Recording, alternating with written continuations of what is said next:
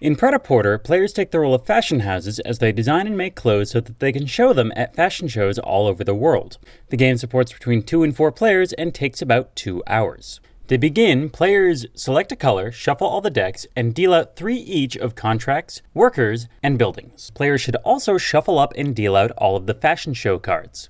In each round, players will take turns placing their workers in spaces that cover 9 different categories. The categories include taking loans, collecting contracts, building buildings, recruiting new employees, picking up designs, and getting materials. After all players have placed all of their workers, the categories are resolved in order from first placement to last placement. In the case of contracts, buildings, employees, and patterns, the first player chooses their card first. Then each other player chooses from the remaining cards. Contracts give a bonus for 1 round, buildings and employees give a bonus for every round, but the player must pay to maintain them.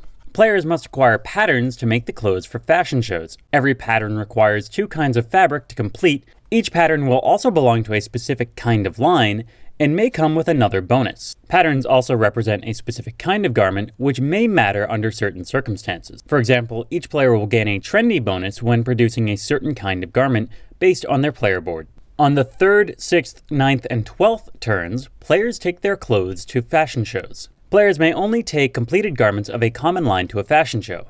Each fashion show will judge each player's selection on a number of different categories. These categories include trendiness, number of pieces shown, quality, and public relations. Various cards will help players gain each of these things.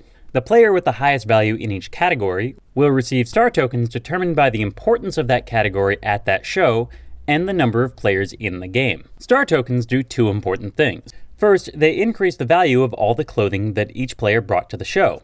After the show, each player sells all clothes that they brought to the show. At the beginning of each show, star tokens from the previous show also convert into victory points and basically represent brand value.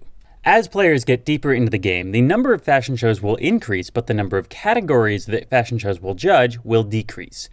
At the end of the game, players add their cash on hand to their brand value. The player with the highest cash on hand plus brand value wins. This has been a Clever Move Quick Play. For more board game information, news, and fun, visit clevermovegames.com.